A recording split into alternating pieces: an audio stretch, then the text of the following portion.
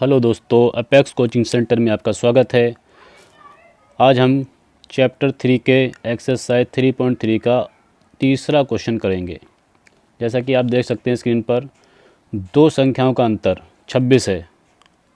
पहली संख्या दूसरी संख्या की संख्या लिख देंगे। पहली संख्या दूसरी संख्या की 3 गुनी है, तो उन संख्याओं को ज्ञात करना है हमें। मतलब उनका अंतर जो है 26 है और जो पहली संख्या है वो दूसरी संख्या की 3 गुनी है।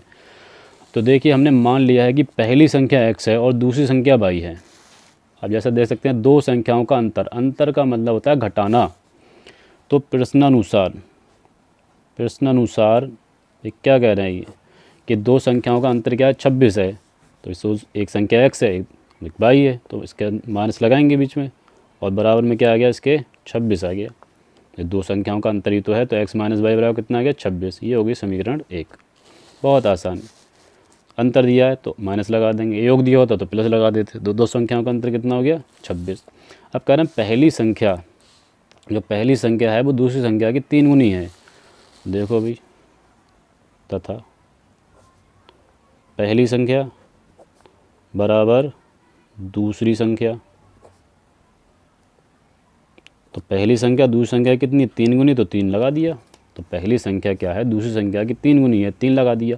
तो पहली संख्या x है और दूसरी संख्या जो है वो y है, तो x बराबर 3y हो गया। ये हो गया समीकरण 2।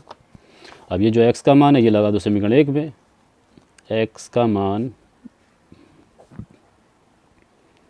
समीकरण 1 में रखने पर लगा दो भाई, ये x है समीकरण 1, ये x है, इसको हटाएंगे, x बराबर 3y। ये x का मान 3y, ये यहाँ लगा देंगे तो यह आ जाएगा 3y माइनस y। ये वाली जो x की वैल्यू है 3y वो यहाँ लगा दिया हमने, तो ये आ गया y माइनस 3y और बराबर में इसके 26।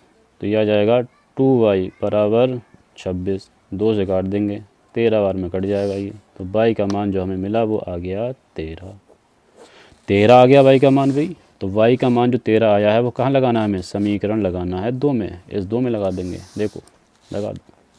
तो y का जो मान आया है, y का मान समीकरण 2 में रखने पर 2 में लगाना है। तो 2 क्या है हमारे पास, 2 है x बराबर 3y। 2 क्या है, x बराबर 3y और जो y की वैल्यू आई है वो 13 आई है। तो x इक्वल टू 13 लगा देंगे गुणा में इसके, 3 गुणा 13। तो x बराबर आ गया 13 तियाँ 39।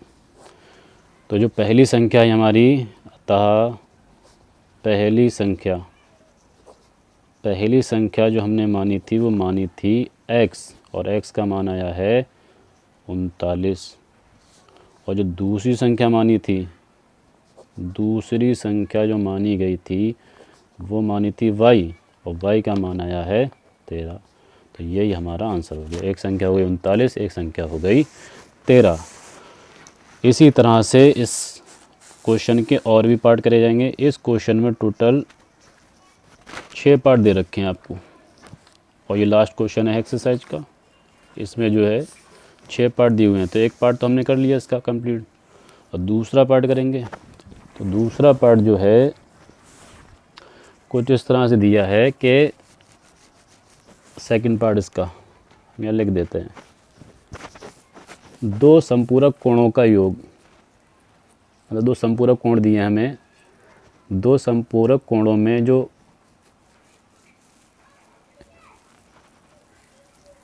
एक जो बड़ा वाला कोण है इनका, दो संपूरक कोणों में बड़ा कोण छोटे कोण से 18 डिग्री ज़्यादा है।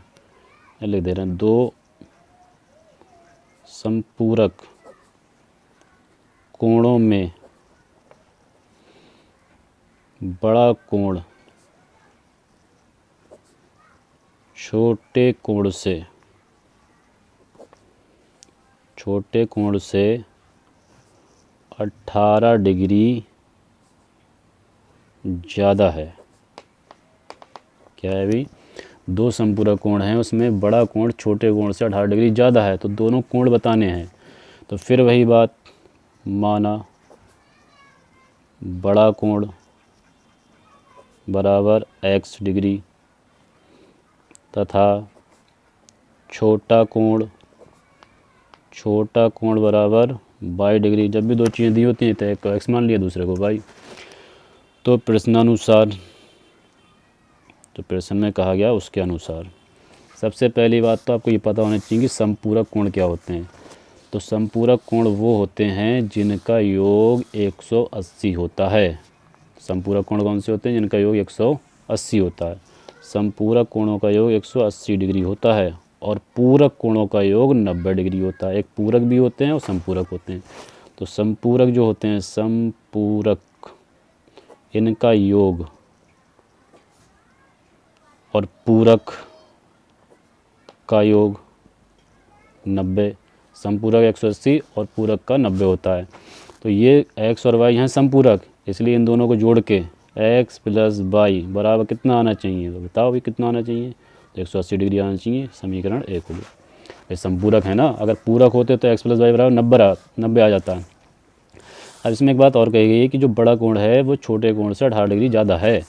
तो बड़ा कोण तो x माना है और छोटा कोण y माना है। तो यहाँ लिख देंगे बड़ा कोण